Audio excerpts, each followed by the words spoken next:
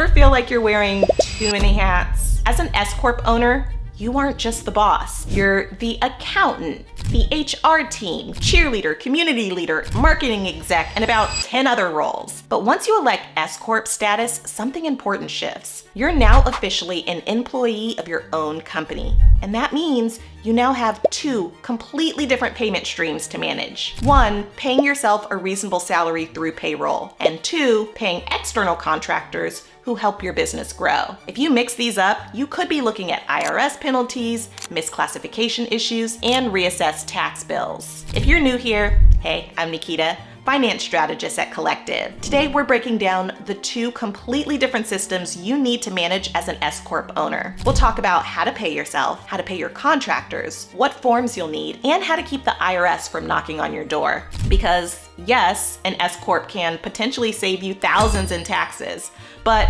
only if you run it correctly. As an S Corp owner, you're managing two different professional relationships. First is the owner's salary. That's you as a W-2 employee. This is your regular paycheck for the services you provide to your business. It should run through a formal payroll system, withhold income tax, Social Security, and Medicare. Follow a consistent pay cycle, include quarterly payroll filing, and end with a W-2 issued to you at year end. Remember, these aren't optional when you make the S Corp election. Paying yourself a reasonable salary is required to maintain your S Corp tax status with the IRS. Now, the second relationship you'll be managing are your 1099 independent contractor payment. These are payments to workers for specialized or project-based work to help you run your business. Unlike the owner's salary, these do not go through payroll, have no tax withholding, can be paid via ACH, check, Zelle, PayPal, etc., and must be tracked separately. For the 2026 tax year, if you pay any individual contractor more than $2,000,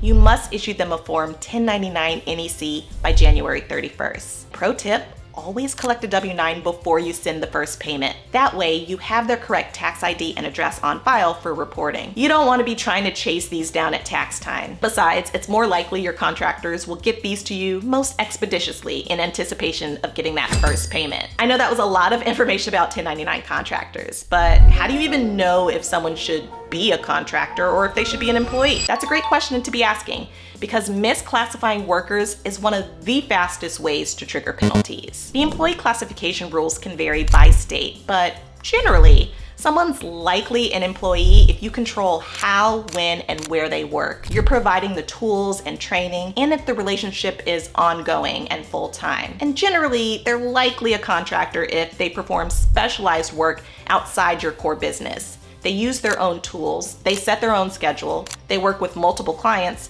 and the work is project-based or short-term. When in doubt, classification is worth getting right up front. Now, if you followed that little summary of the two payment relationships you're managing, your own salary and your contractor payments, you may have noticed that the key difference between the two is how the money leaves your bank account and who is responsible for the taxes. When you run payroll for yourself, taxes are withheld automatically. You and the business both pay 7.65% FICA, and the business also pays FUTA. Then each quarter, you'll file federal Form 941.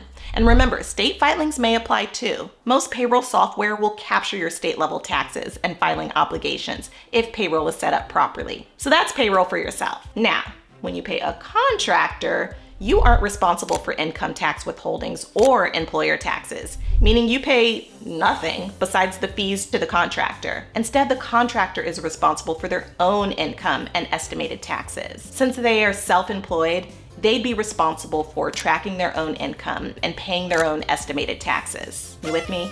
That's two systems, but still one business. All right, I mentioned reasonable salary earlier. Let's circle back to that because that's the part everyone stresses about. The IRS requires S Corp owners to take a reasonable salary, meaning what someone else would be paid to do your job. Here's an easy way to approach coming up with a reasonable salary range. Start by researching your industry and location benchmarks. Then consider your role, hours, and responsibilities. From there, document your reasoning and continue to document changes you make year over year. After considering all the factors and establishing a range, many owners land somewhere between 40 to 70% of business profit as salary, with the rest taken as distributions. But your numbers should reflect your specific industry and research. For example, If your business profits $120,000 and similar roles in your area pay $70 to $90K, an $80K salary and $40K distribution may be reasonable. But documentation is everything. If you're ever audited, that paper trail matters. Once your salary is set, consistency matters. Payroll should run on a predictable cadence. Gross pay is calculated, taxes are withheld, net pay hits your account, and payroll taxes are remitted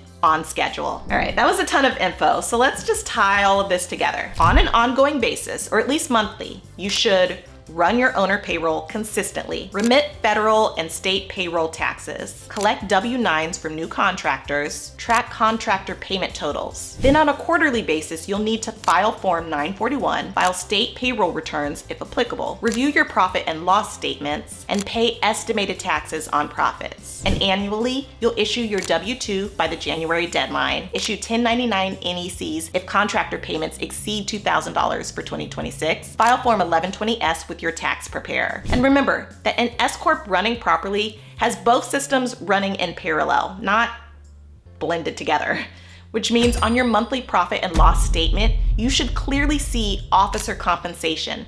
Again, that's you. Employer payroll taxes, contract labor, if you pay contractors, operating expenses, and your bottom line profit. All this data is summarized on your year-end financials and reported on your S Corp tax return. When everything is categorized correctly, your books are clean and your reporting is accurate, which allows your S Corp to deliver the tax savings it's designed to. But as we wrap up, you're likely noticing that payroll compliance is kind of tedious. That's where Collective comes in. Our embedded payroll solution powered by Gusto helps you complete employer registrations, set up payroll correctly from the start, determine a reasonable salary range, automate payroll runs and tax filings, and integrate them directly into your books. Pretty handy, right? I'll drop a link in the description if you'd like our team to take this off your plate. Okay, let's tie it all together. Remember, as an S Corp owner, you need two systems, payroll for you and contractor tracking for others. They're separate, but they work together. When done right, you stay compliant with your S Corp status, avoid the risk of penalties, and keep the tax benefits that make an S Corp worth it in the first place. Still have questions or want me to tackle another S Corp question in a future video? Let me know in the comments. And if you found this helpful, make sure you give it a like and subscribe so I'll know to keep making content like this. Thanks for sticking with me. I'll see you next time. Bye.